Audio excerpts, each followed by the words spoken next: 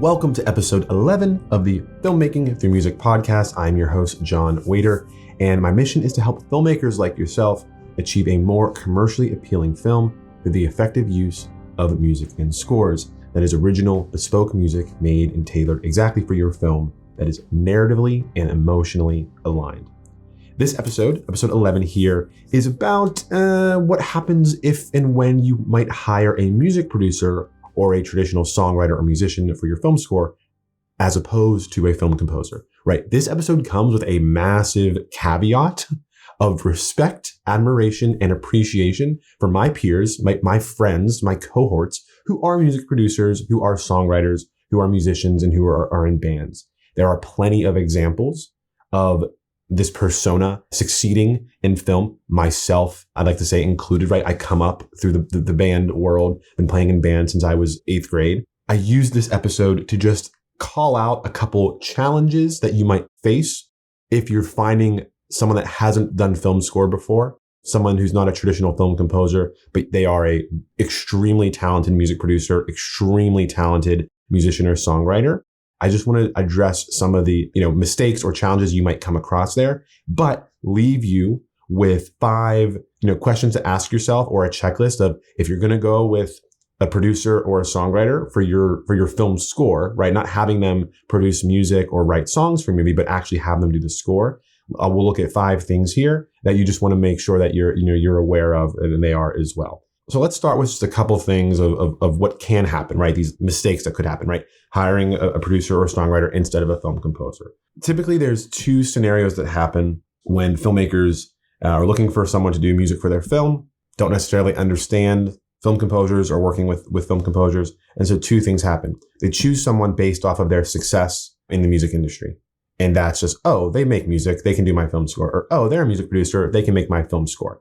And what happens there, there's not always a translation, right? We niche down, right? There's a reason that I'm a film composer and others are producers and others are songwriters and others are live guitarists and others are audio engineers, right? It's not all the same, right? There are different niches within the creative musical space there.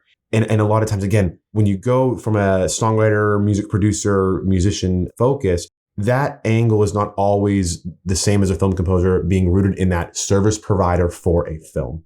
Right? It's not about my creative vision or my tendencies or preferences in music. It's about yours and your story for your film, right? The reason that artists and songwriters and producers are who they are, because they have their own creative vision, right? They're making music what they need to express for themselves, right? I've been in those shoes before as well.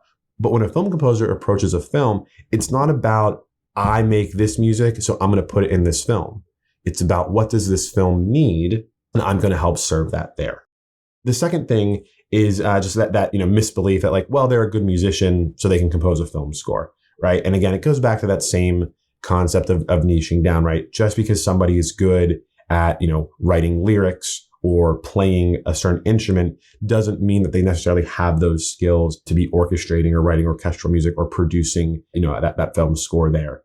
But again, this episode is bundled with a massive caveat, again, of respect, admiration, and appreciation. There are plenty of examples of this succeeding. You can look at Trent Reznor and Atticus Ross, right? They've won 2 Oscars, maybe even 3 for their film scores. Those are the guys from 9 Inch Nails, right? One of the guys from The National, right? One of my favorite bands of all time, has, really expanded into film scoring as well. So you definitely see it. So again, it's really about these 5 sort of, I'll just call them, key things to look out for. I didn't come up with a super creative name here for these 5.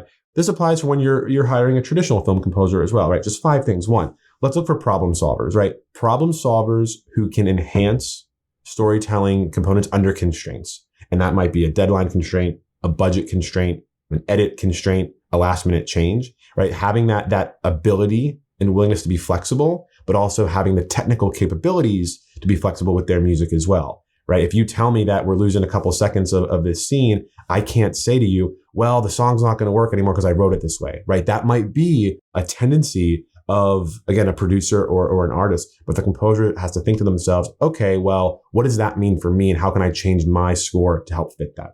Second one here, and this is a pretty short episode overall. Number 2 is just making sure that when you are engaging with someone, they understand that film workflow. And so that means, the filmmaking language, but also the understanding that composing workflow and they are technically sound with the software and the synchronization techniques that we all use to make sure that the time code is aligned to the dialogue, is aligned to the picture, is aligned to the pieces of music that I'm writing there, right? It's all about making sure everything is aligned.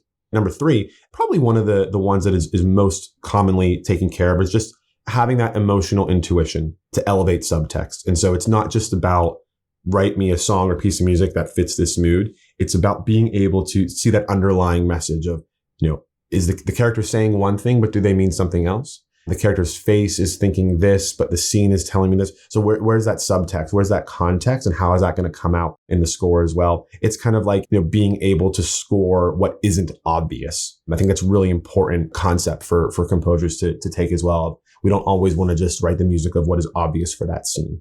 Number 4 here is about not overshadowing the vision, but enhancing it, right? And so this goes back to being the mindset of a service provider. This is what it's all really rooted in, and that making sure you're finding someone that has that perspective of I'm a service provider for your film and I'm writing you music. I'm not here to overtake the film with my vision or my creative ideas, but rather tailor those to respect, you as the director and your vision. And 5th one here, right? This is the boring one. This is the admin one. This is the business one. But it's understanding production schedules and when revisions are due and being on a schedule with deadlines. Again, a lot of times, in the traditional music world, because it's so focused on just letting the art come out, we're not always as concerned with deadlines and things like that. It's whatever the song needs, it's whatever it takes.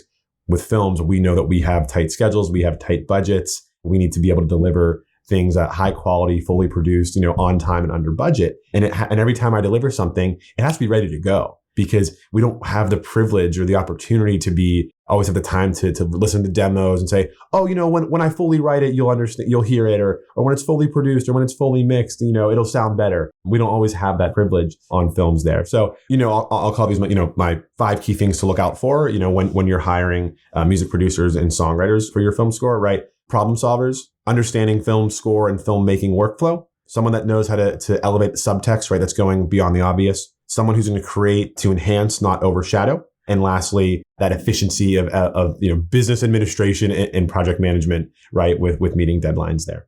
So super short episode here. Thank you for listening. To all my music producers and songwriters, I love you. You are my friends. You are my peers. You are my cohorts. I love collaborating with you. And I look forward to seeing more of you come over to the film composing world and learn about what we do and bring your amazing, creative minds to the film industry.